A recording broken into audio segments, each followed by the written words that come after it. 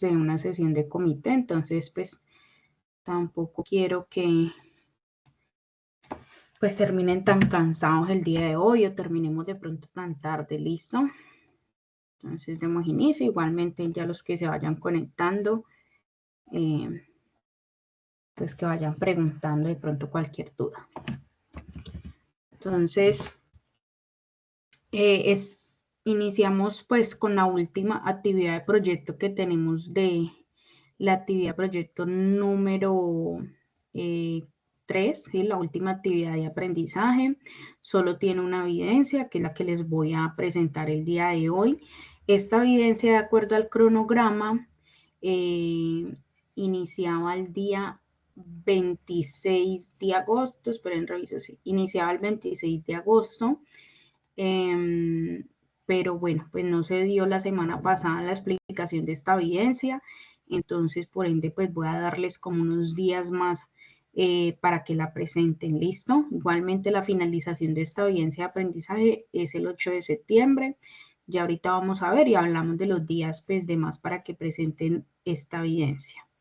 Entonces, la actividad de aprendizaje es caracterizar indicadores de gestión de acuerdo con el objeto social de la empresa y normativa.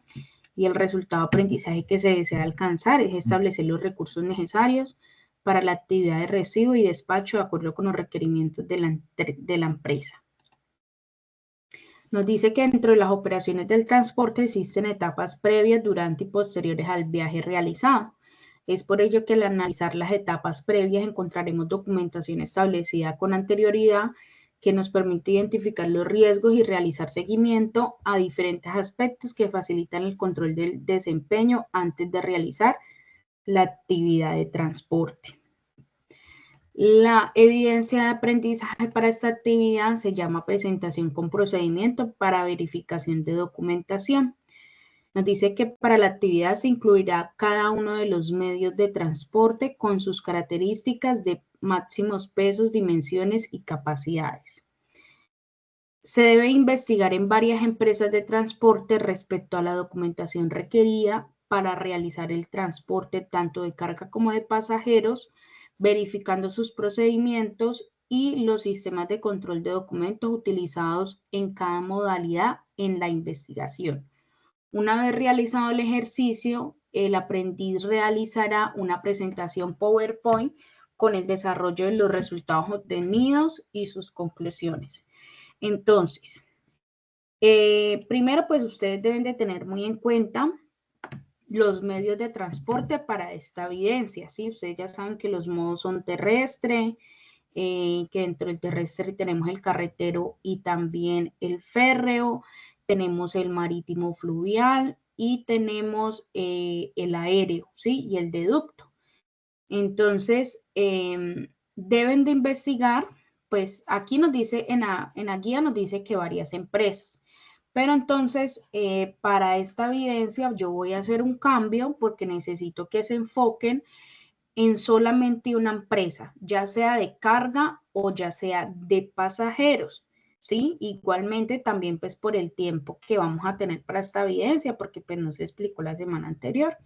Entonces, solamente van a consultar una empresa, cualquiera, puede ser de carga y de pasajeros, y van a investigar o a consultar con la empresa cuáles son los procedimientos que utilizan para la verificación y pues para todo el control de los documentos que son utilizados para el servicio de transporte, ¿sí? Ya sea antes, durante y después, o sea, toda la documentación que utilizan. Entonces, de acuerdo a lo que ustedes investiguen con esta empresa, todo lo que averigüen, pues deben de hacer una presentación en PowerPoint, primero diciendo cuál es la empresa, ¿sí? Cuál es el nombre de la empresa. Pueden poner la misión de la empresa, pues que es muy fácil conseguir esa información. Si es pues claramente de carga o si es una empresa de servicio de transporte de pasajeros. Y luego, pues, ¿cuál es el procedimiento que ellos utilizan para verificar la documentación? ¿Cuál es la documentación que ellos utilizan? ¿Cómo es, mejor dicho, todo el proceso en cuanto a la verificación de la documentación en cuanto a la realización de la documentación de todo el servicio que ellos prestan, ¿sí? De transporte. ¿Entendido? Sí, señora. Listo. Para que ustedes hagan, pues, bueno, primero les voy a dar los lineamientos y ahorita les digo, pues, como algunos de los pasos generales que se utilizan para un procedimiento básico de verificación de la documentación, para que ustedes tengan idea qué es lo que deben de obtener o cuál es la información que les debe de dar la empresa, ¿sí? Cada empresa, dependiendo también de la carga que utilicen, dependiendo de la misión de la empresa, pues maneja un procedimiento diferente, ¿sí? Las empresas pues acomodan todos sus procedimientos, pero digamos que hay unos pasos básicos pues que no se deben de seguir. ¿Listo? Entonces, los lineamientos generales para entregar esta evidencia, pues el producto a entregar es la presentación con procedimiento para la verificación de la documentación. Lo pueden realizar en PowerPoint con la plantilla del SENA, lo pueden realizar en Prezi, lo pueden realizar en Canva. No hay problema con la herramienta que ustedes vayan a utilizar, pero sí que la suban en PDF a la plataforma, ¿sí? La presentación debe estar bien realizada. Ustedes ya saben que es fundamental la presentación con la que entregan sus evidencias, el tamaño de la letra adecuado, que sea el mismo para todo el trabajo, a excepción de pronto de los títulos que hay veces pues son más grandes. Recuerden que no es todo en negrita, todos los textos, hay algunos aprendices que aún ponen todo el texto en negrita. Recuerden que la negrita se utiliza para resaltar frases o para resaltar palabras. Entonces, la idea es esa, ¿sí? Digamos que no es difícil, digamos, como lo difícil de este es conseguir como todo el procedimiento que utiliza la empresa para realizar pues esa verificación, ¿sí? Aunque yo sé que pues muchos de los aprendices trabajan en empresas de servicio de transporte, entonces no se les va a hacer tan difícil, o de pronto ustedes se pueden acercar a una empresa y decir que son aprendices SENA, que ustedes tienen esa evidencia, se presentan, ya saben, formalmente, y pues que les colaboren con esta información que necesitan. Sí, igualmente como lo mismo que hicieron para el video que debieron de entregar, pues, digamos, entrevistando a un conductor, ¿sí? Entonces es más o menos el mismo proceso, que es consultar pues ya la información con la empresa. ¿Dudas o inquietudes de los parámetros?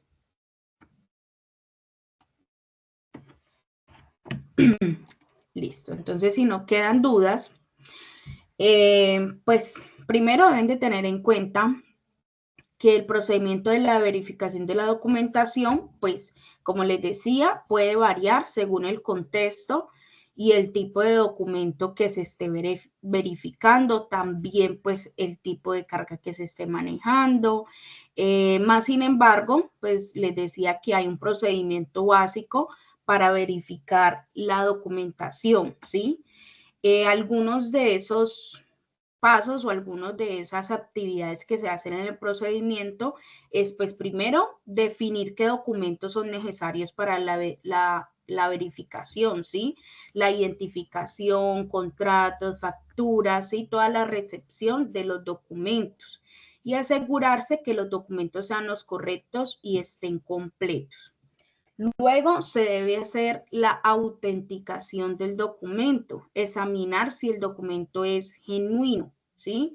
Esto puede implicar que la comparación con fuentes oficiales, la evaluación de características de seguridad, ¿sí? Revisar sellos, firmas, si se utilizan de pronto marcas de agua y pues cualquier otro elemento que ayude a identificar los documentos que sean pues auténticos.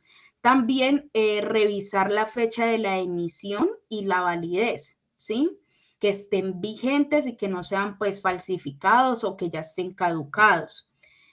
También se debe de hacer una verificación de la información, confirmar que la información que esté contenida en el documento coincida con los registros de la persona o la organización que lo presenta, ¿sí?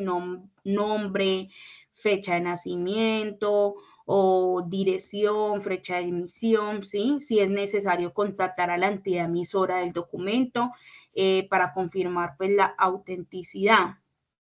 También se debe de verificar si hay incongruencias en los datos del documento, ¿sí? Revisar los errores del formato de redacción, que a veces son indicios de falsificación. Y utilizar pues también sistemas de verificación automatizada como lectores de los documentos, bases de datos en línea, software de detención de falsificaciones o sistemas biométricos. Eso pues también dependiendo de la empresa, ¿sí? También pues si es una empresa grande, si es una empresa mediana o una empresa digamos pequeña que de pronto no tiene tantas herramientas tecnológicas para documentar los hallazgos y mantener un registro del proceso de verificación siempre, ¿sí? Comunicar a las partes interesadas si la verificación de la documentación fue exitosa o si hubo de pronto algún inconveniente, guardar los documentos verificados y los resultados del proceso de una manera segura, ¿sí? Cumpliendo pues todas las normativas de privacidad. Y es importante pues también que la verificación se ajuste a las leyes y a las normativas locales, ¿sí? Asegurarse de que también tenga el consentimiento necesario para verificar ciertos documentos, especialmente en el caso de los documentos personales, ¿sí? Este es como un procedimiento básico, como algunos de los pasos básicos que se utilizan para verificar la documentación, ¿sí? Ya sea personal o que ya sea para pues enviar de pronto carga, ¿sí? ¿Dudas hasta allí? Listo. La fecha de finalización de esta evidencia, como les decía, es el 8 de septiembre. Entonces, pues yo estaba pensando como la evidencia pues dice de que deben de consultar varias empresas de transporte de carga y de pasajeros, pues yo ya les quité de que no sean de las dos porque pues sería más largo el trabajo. Entonces yo pensaba darles 3 días más, por ahí hasta el día 11 para entregar la evidencia. No sé si les parece bien. María Alejandra, ¿qué dice? Sí, sí, señora, la fecha está perfecta. Listo, los otros compañeros, Felipe, Janer, Janin, ¿están de acuerdo también con la fecha? Sí, profe, está bien. Listo, entonces ya saben que pues la fecha de cierre en la plataforma pues no cambia, queda igualmente 8 de septiembre, lo que pueden es que ustedes van a poder subir hasta el día 11 pues la evidencia. Antes de proceder con la explicación pues del tema que nos quedó faltando en los encuentros anteriores de documentación, pues quiero también decirles que creo que no les he dicho en el grupo de WhatsApp, y es que la plataforma, si de pronto ustedes han podido ver, está dejando subir evidencias después de la fecha de cierre, ¿sí? La está dejando subir normal, o sea, si ustedes suben, digamos, esta evidencia el día 13, 14, 15, así yo no haya puesto la fecha de cierre ese día, pues los va a dejar subir normal. Entonces, ya se ha hablado, es la plataforma que está generando ese error, pero ya venimos a un, digamos, como les digo, algo que ustedes deben de cumplir, ¿sí? A un deber que ustedes tienen como aprendices, y es cumplir con las fechas en las que estipula el cronograma y también las que estipula el instructor para que ustedes entreguen, ¿sí? Si yo a ustedes les digo la fecha de cierre de esta evidencia la vamos a dejar para el 11, hasta el día 11 yo voy a calificar evidencias, ¿sí? O sea, si yo veo el día jueves o viernes que vaya a calificar evidencias, que subieron la evidencia el día 12, 13, 14 porque les dejó subir, pues simplemente no se va a calificar esa evidencia. ¿sí? Porque es deber de que ustedes cumplan con esas fechas. Ya no es error de nosotros como instructores, sino un error que está presentando la plataforma, ¿sí? Nosotros ponemos las fechas de cierre, ponemos y todo, pero más sin embargo la está dejando subir normal. Ya he visto algunos aprendices, no estoy segura en esta ficha, porque digamos que he tenido muchos inconvenientes para calificar evidencias esta semana, pero he visto ya en otras fichas aprendices que están subiendo. Cuando yo me voy a meter a una evidencia que yo ya califiqué hace días, imagínense que cerró el 18 de agosto, que cerró el 5 de agosto, y hay veces me da por meterme a esa evidencia, a ver si tengo calificaciones pendientes. Cuando voy a ver, claro, 2 aprendices, un aprendiz, cuando voy a ver la fecha que la subió, ¿no? Que el 2 de septiembre, 26 de agosto, entonces, o sea, esas evidencias no se van a calificar, ¿listo? Entonces, para que lo tengan muy presente, la fecha hasta la que voy a recibir evidencia, esta evidencia es hasta el 11 de septiembre, ¿listo? Entonces, continuemos con el tema de documentación del transporte. Ya estuvimos viendo los términos de la negociación, ya recordamos estos conceptos, ya vimos cuáles eran los incoterms que existen, hicimos preguntas, algunos pues se acuerdan de unos. La idea es que, como les dije, es difícil claramente aprenderse todos los incoterms, aprenderse como todas las obligaciones del comprador y el vendedor de cada uno de estos, pero la idea es que ustedes por lo menos vayan aprendiéndose el nombre, ¿sí? Y aunque sea, digamos, como lo que nos dice el término en general, ¿sí? Para que asimismo pues vayan ustedes, digamos, aprendiendo técnicamente y contextualizándose de todo el transporte internacional, ¿sí? Igualmente porque pues ahorita el tema que vamos a ver hoy que nos quedó faltando, pues también nos habla de los incoterms, ¿sí? Depende de los incoterms estos términos que vamos a ver ahorita, ¿sí?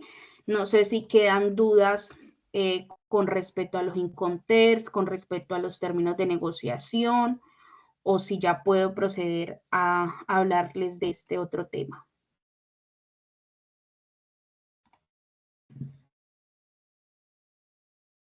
Bueno, si no quedan dudas, yo voy a saltarme primero por aquí a la documentación de algunas de las documentaciones que existen para el almacén, para el recibo y despacho de mercancía, ¿sí? Y ahorita continuamos con las pólizas de seguro, con algunas de las pólizas de seguro que existen para el servicio de transporte y de las entidades que rigen el comercio internacional, ¿sí?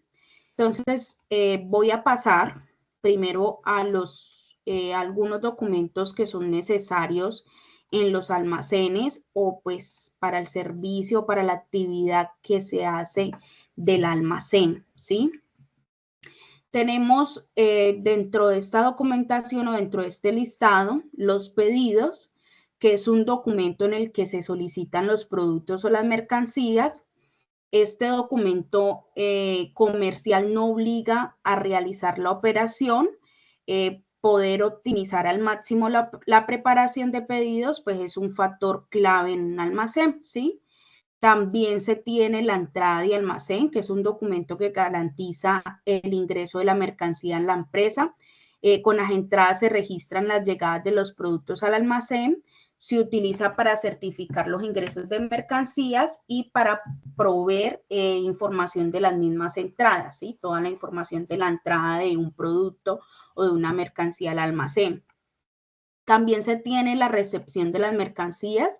Este se trata del documento que se hace por el comprador y se encarga de certificar qué artículos se recibieron de los pedidos o de las órdenes de compra, que ahorita vamos a hablar de esos documentos.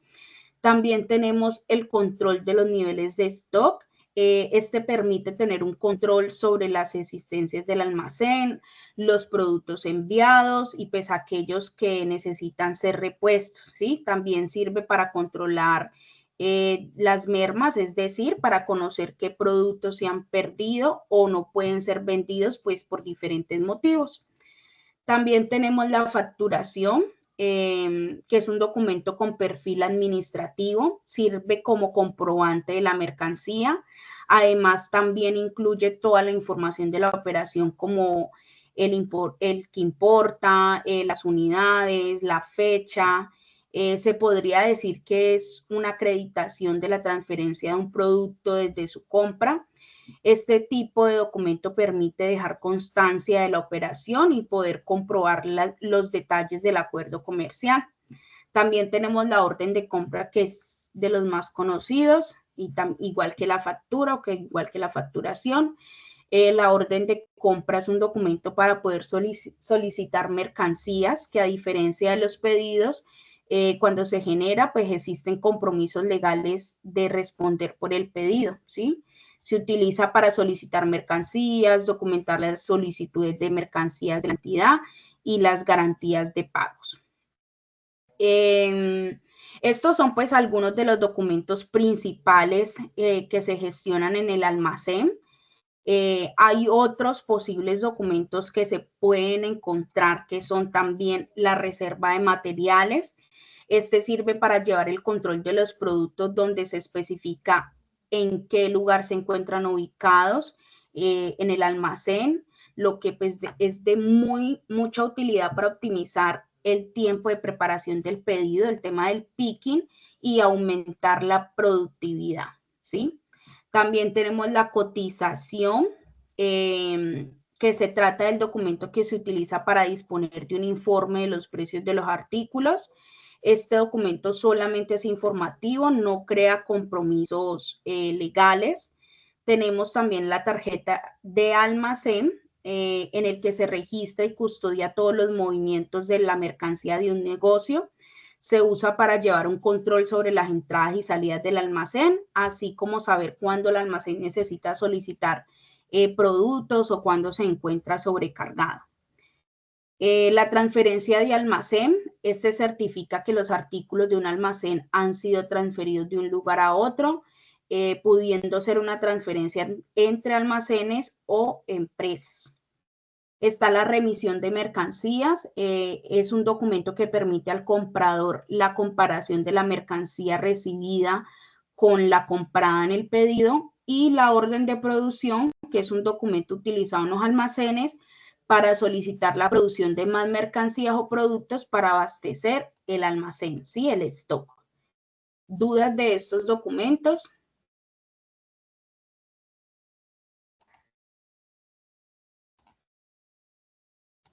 Listo.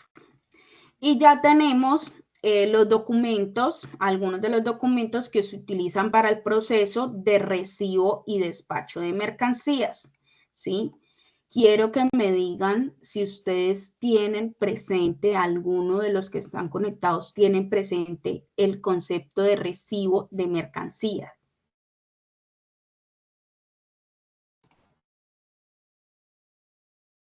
Es el documento que tiene tanto... Espérate, María Alejandra.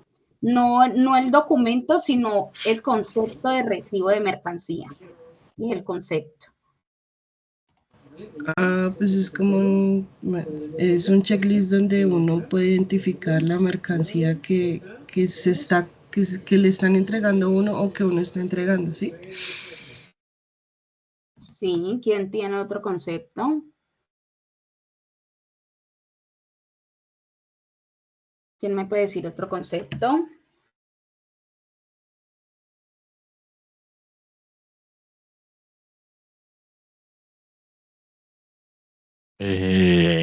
Instructora, yo entendería que es como digamos, como la validación, digamos que, pues sí, como lo dice la compañera, mediante una documentación, pero más allá es como el proceso de validación de que la mercancía o el cargamento solicitado corresponde al pedido final, a la entrega final.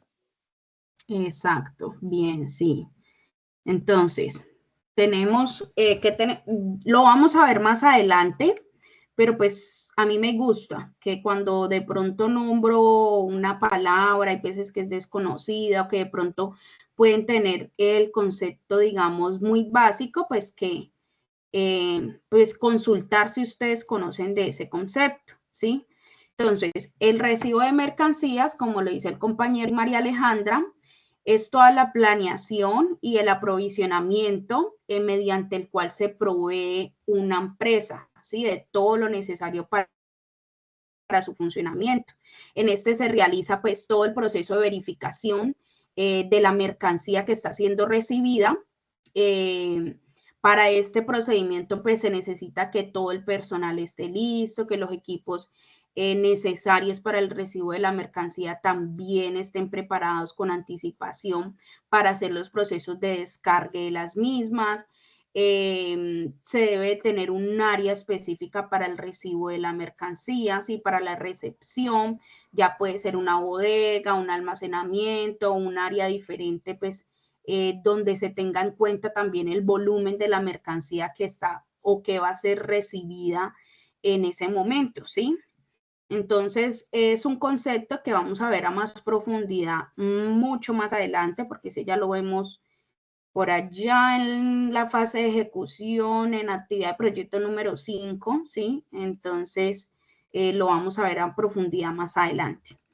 Para este proceso, se utilizan los documentos como lista de empaque, el cual es un documento en el que los artículos embalados se encuentran detallados por bultos, con la respectiva indicación de las unidades contenidas en cada uno y su contenido pues es comparado con el de otros documentos como la factura comercial y el conocimiento de embarque, ¿sí? Entonces, ya podemos decir que la lista de empaque siempre va amarrada a la factura comercial para saber qué es lo que estoy recibiendo. En este pues se detalla cómo están embalados los artículos, cuántas unidades estoy teniendo o cuáles están siendo recibidas. También se detalla cuál es la referencia del número de factura, el número de total de cajas o de embalaje que estoy recibiendo, el contenido de cada uno de los embalajes, las dimensiones exteriores de cada uno del embalaje, el peso bruto, ¿sí? En qué está siendo embalado, la forma de embalar, también el volumen, el número total de cada uno, el peso neto, ¿sí? Entonces se detalla, digamos, que toda la información detallada de la mercancía que está siendo recibida, ¿sí? También se utiliza la factura, ¿sí? Que es un documento que refleja que hace constar la adquisición y entrega de un bien o servicio. En este se especifica la fecha de la operación, el nombre de las partes que intervienen en el negocio, la descripción del producto o servicio, objeto pues, del negocio, también el valor, la forma de pago, entre otros pues, conceptos o entre otros ítems que deben de ir en esta factura. Tenemos la nota de remisión. Este es aquel documento que se utiliza casi excluyentemente a instancias de un contexto mercantil para acreditar o dejar constancia de la entrega de un pedido. El mismo, para que tenga efecto y validez, debe ser sí o sí firmado por el receptor de la mercancía, hecho que pues da constancia que la mercadería ha sido recibida correctamente y de acuerdo con las condiciones convenidas. Se tiene también el registro de tarja, ¿sí? Pues para empezar a hablar de tarja dentro de las instalaciones portuarias, debemos centrarnos en los dos aspectos principales en el proceso, que son la mercancía y el tarjador. En cuanto al tarjador, se puede decir que es una persona que tiene que cumplir con los lineamientos y de conocimientos para ser una persona capaz de realizar esta operación. Los conocimientos que debe tener un tarjador comienzan en saber los diferentes tipos de contenedores y sus respectivas características, la naturaleza de la carga, si es frágil, perecedera, extradimensional, peligrosa, para poder pues determinar los lugares adecuados para su almacenamiento y los requerimientos técnicos para su manipulación y movilización. También deben de tener conocimientos en los tipos de documentos necesarios para el recibo, para la entrega, para la verificación y el registro de las mercancías dentro pues, de las instalaciones portuarias, para llevar un estricto control sobre lo que sale a exportación y lo que viene de importación. También debe de tener un amplio conocimiento en cuanto a la CISO, ¿sí? La seguridad y salud en el trabajo, la seguridad industrial y salud ocupacional, también sobre la manipulación de los elementos de protección personal. Y en cuanto a los procesos del tarjador, debe tener agilidad y destreza al momento de realizarlos, como por ejemplo la entrada y la salida de las mercancías frente a los documentos físicamente, también la inspección de las mercancías aplicando las técnicas de verificación con referencia a la información contenida en cada uno de los documentos utilizados. También se tiene la orden de compra, que también lo nombramos anteriormente en el almacenamiento. La orden de compra es una solicitud escrita a un proveedor por determinados artículos a un precio convenido. La solicitud también especifica los términos de pago y de entrega. Es una autorización al proveedor para entregar los artículos y presentar una factura. Todos los artículos comprados por una compañía deben acompañarse de las órdenes de compra. Se deben pues de numerar en serie con el fin de suministrar pues un control de esta documentación. Eso ya es tema de gestión documental. Debe llevar el nombre impreso y dirección de la compañía que hace el pedido, número de orden de la compra, nombre y dirección del proveedor, fecha del pedido y fecha de entrega que está siendo requerida, términos de entrega y de pago, cantidad de artículos solicitados, número de catálogo, descripción, precio unitario, costos, costo de envío, costo de manejo, de seguro, ¿sí? Entonces, esto es lo que tenemos por esta parte. Y también tenemos,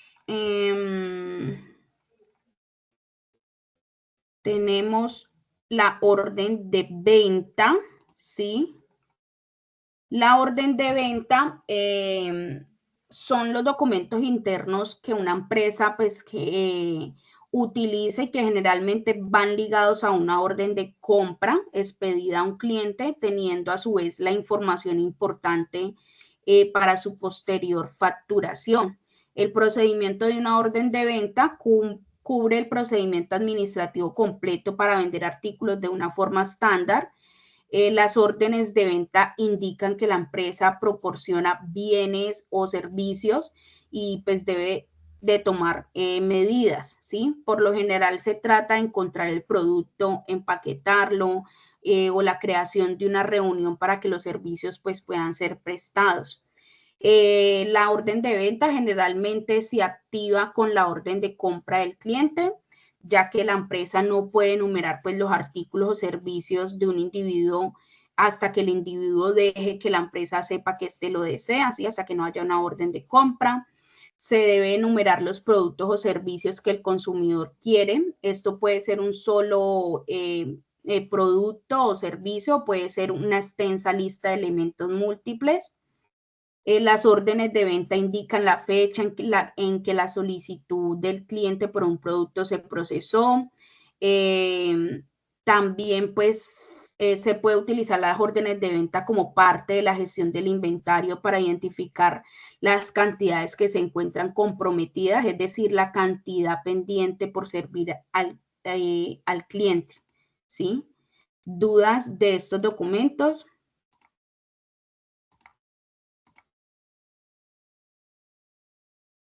Bueno, y tenemos los documentos que son necesarios para el transporte internacional, ¿sí? La documentación necesaria para realizar cualquier tipo de operación de comercio internacional, ya sea por vía aérea, marítima, terrestre, y pues también con el fin de cumplir con los requerimientos demandados por las autoridades aduaneras, ¿sí? Por lo general, estos documentos son emitidos por las compañías de transporte y pues son cumplidos por parte de las empresas transitarias encargadas de los aspectos logísticos de la operación. Los documentos de transporte a presentar pues dependen del vehículo utilizado, mientras que si las mercancías son transportadas en unidades de transporte intermodal, se trasladan bajo el mismo documento y se debe utilizar el conocido como conocimiento de embarque multimodal, que ahorita lo vamos a ver. En cualquier caso, es conveniente destacar que la responsabilidad de cumplimentar y gestionar dichos trámites pues estará determinada por las condiciones acordadas previamente, es decir, en función del Incoterm elegido, ¿sí? Que por eso les decía que debíamos de tener muy en cuenta este.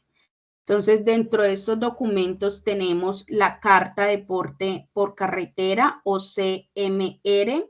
Ese es un documento en el que se determinan las responsabilidades y obligaciones de cada una de las partes implicadas dentro de un contrato de transporte internacional de mercancía por carretera.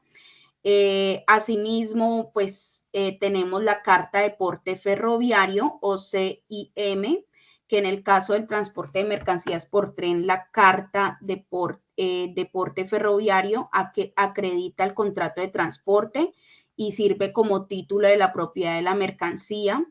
El expedidor de la carga debe cumplimentar o cumplir el CIM en el idioma del país de origen e incluir una copia traducida al idioma del país de destino, mientras que las mercancías reflejadas en una misma carta de porte ferroviario deben ser transportadas en un mismo vagón para mantenerse bajo control. También tenemos el conocimiento de embarque marítimo.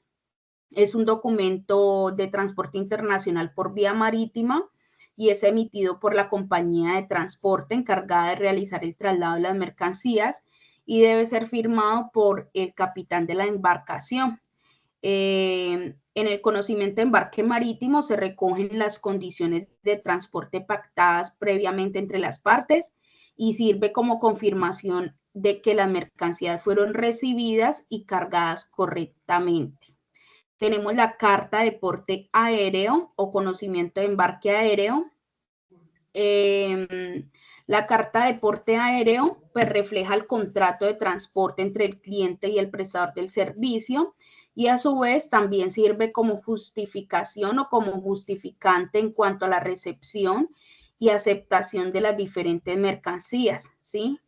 ¿Qué se recoge pues, de información en la Carta de Porte Aéreo? Igualmente que en los otros documentos, las partes implicadas en el transporte, el cargador, destinatario, transportista, la ruta a completar, las características del vehículo, el flete, las mercancías transportadas, ¿sí?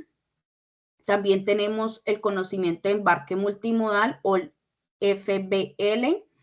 La característica principal de este documento es que a diferencia de los otros documentos de transporte, no existe un medio de transporte principal para trasladar las mercancías, por lo que la responsabilidad es exclusivamente del agente transitario, del agente de tránsito, que ejerce la función de porteador desde la recogida hasta la entrega de la mercancía al destinatario. Este documento también sirve como comprobante de que los productos son trasladados haciendo uso de 2 o más medios de transporte y refleja la responsabilidad del agente transitario. Tenemos el packing list, que se trata de una lista en la que se detalla la relación de las mercancías transportadas junto a información descriptiva de las mismas sin incluir pues los precios que lleva este packing list. La descripción de la mercancía transportada, la cantidad, el número de factura, el peso, la cantidad de bultos o la cantidad de embalaje, la fecha de expedición y el valor comercial del paquete y del conjunto de las mercancías, ¿sí? Tenemos la factura comercial internacional, que se trata pues, de uno de los documentos de transporte más importantes en una operación de compraventa internacional, en el que se deben detallar los aspectos básicos de la operación, como la cantidad, el precio de la mercancía, las condiciones de transporte, condiciones de pago, los impuestos, ¿sí? Tenemos el certificado de seguro de transporte. En este se indica que se ha suscrito un seguro para cubrir el envío de las mercancías a nivel internacional, indicando el tipo y el importe de dicho seguro. Y por último tenemos el albarán de entrega o nota de entrega, que se trata de un documento que, aunque no es obligatorio, pues se suele utilizar con frecuencia en el comercio internacional, especialmente cuando el exportador realiza la entrega en el país del vendedor de las mercancías. El albarán o nota de entrega debe ser firmado por el comprador con el objetivo de constatar que la mercancía fue entregada de una manera correcta y sin contratiempos, ¿sí? ¿Dudas o inquietudes de estos documentos?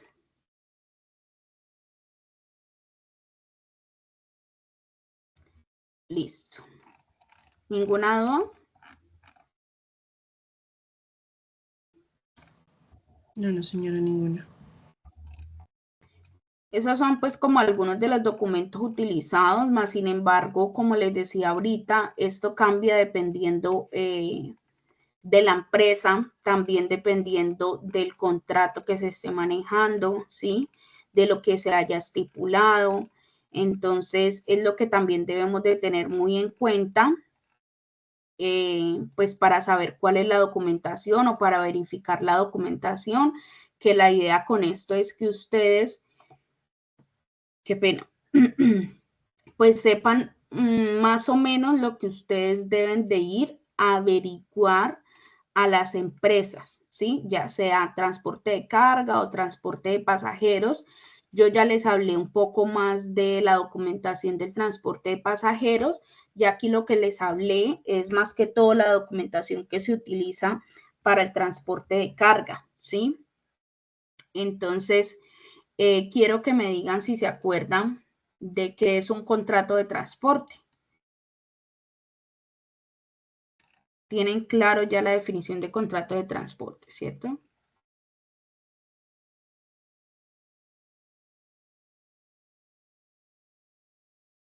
Si no estoy mal, es el documento en el que se establece tanto el transportista como la empresa,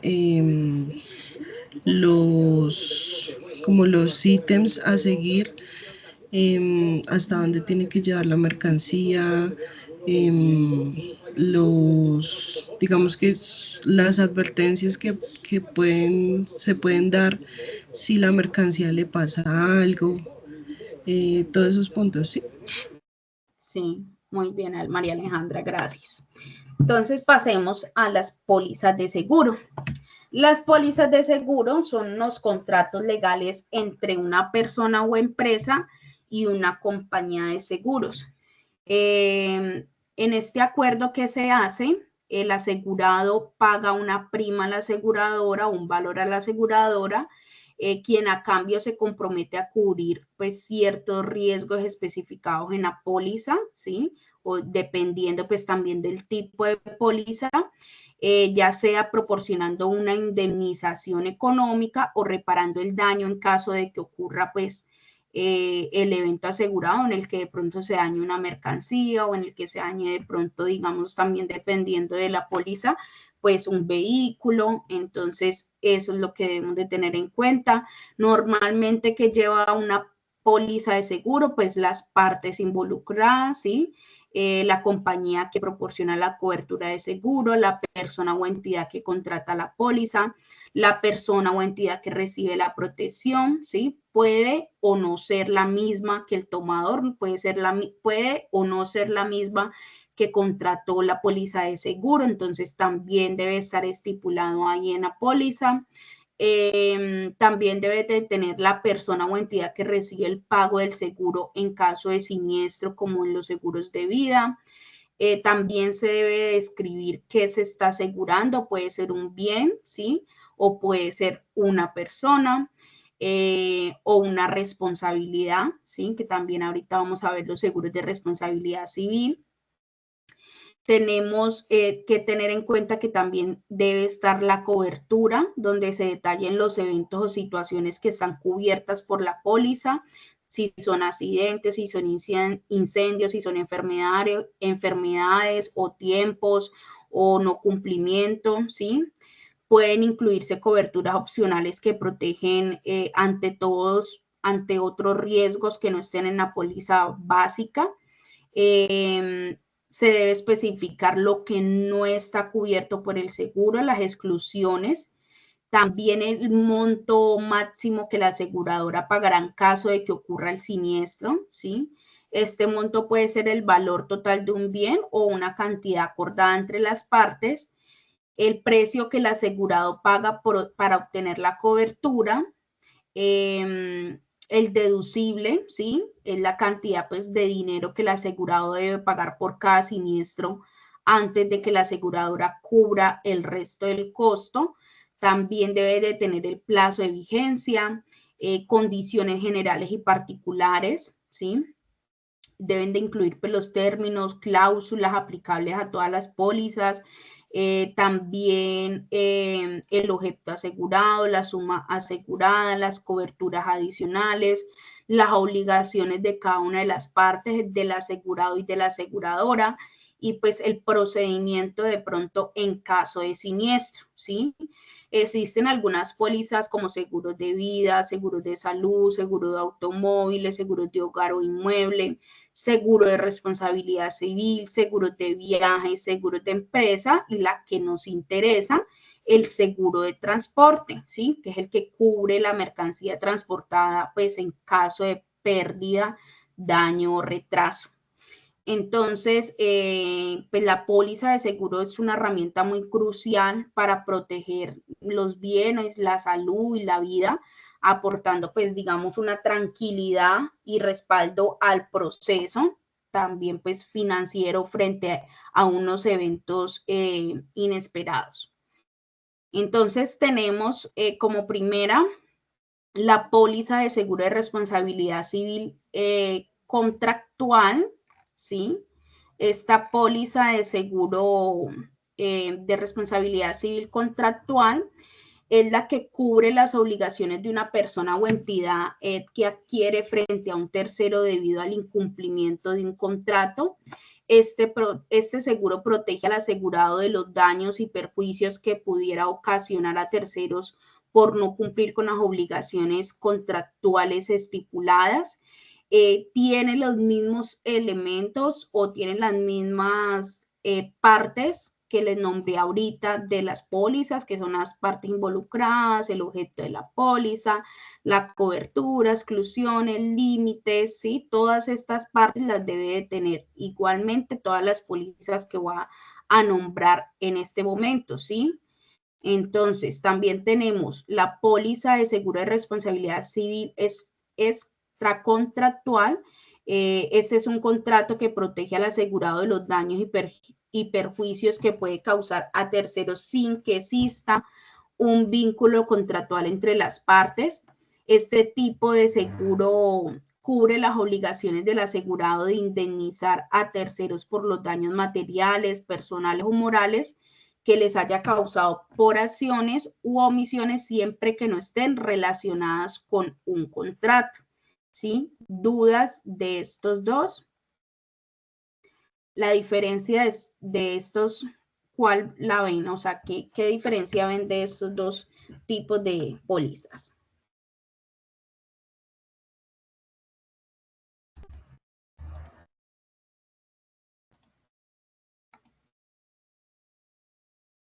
¿Qué diferencias ven entre estos dos tipos de pólizas?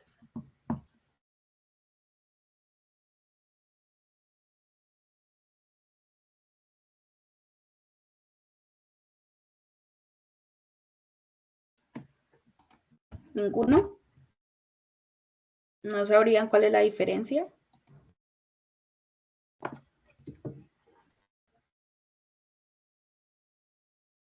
Profe, pues yo miro que en el que dice responsabilidad civil contractual, pues ahí es como decir, se enfoca más en como por lo menos ahí habla un caso de los pasajeros, no es como la persona, como decir que si le pasa algo a los pasajeros, pues como decía en el otro, pues se centra más como una exposición en el vehículo, si hay alguna pérdida o algún hurto, pues también, o algún accidente también veo ahí como que, no sé si esa sea la diferencia entre. No, la diferencia es más sencilla, ¿sí? La extracontractual es la que cubre daños causados a terceros sin un contrato entre las partes, ¿sí?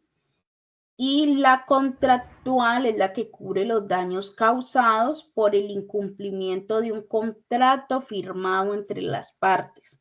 Su mismo nombre lo está diciendo para que lo tengan en cuenta. Y recuerden que esta póliza no me está hablando en este caso de personas, no me está hablando, no. Este tipo de pólizas me habla de un seguro que cubre las obligaciones que una persona o entidad adquiere frente a un tercero, ¿sí? Y frente al incumplimiento de un contrato, en este caso, pues de la contractual. ¿Listo? Entonces, ténganlo muy presente. También tenemos las pólizas por cumplimiento, que es muy sencilla, ya que pues su nombre mismo me lo está diciendo, que es un seguro que garantiza el cumplimiento de las obligaciones contractuales específicas relacionadas con el transporte de bienes. Esta póliza es comúnmente utilizada por empresas de transporte, por operadores logísticos y compañías que contratan servicios de transporte para asegurar que los bienes sean entregados en las condiciones y en los plazos acordados, ¿sí? Tenemos las pólizas de seguro de salarios y prestaciones en el transporte. Este seguro es diseñado para proteger a las empresas frente a la posibilidad de tener que cumplir con pagos relacionados con salarios y prestaciones laborales de sus empleados, incluso en situaciones adversas. Este seguro pues, puede ser crucial para asegurar la continuidad de las operaciones de una empresa, especialmente en caso de eventos que afecten su capacidad para cumplir con sus obligaciones laborales, ¿sí?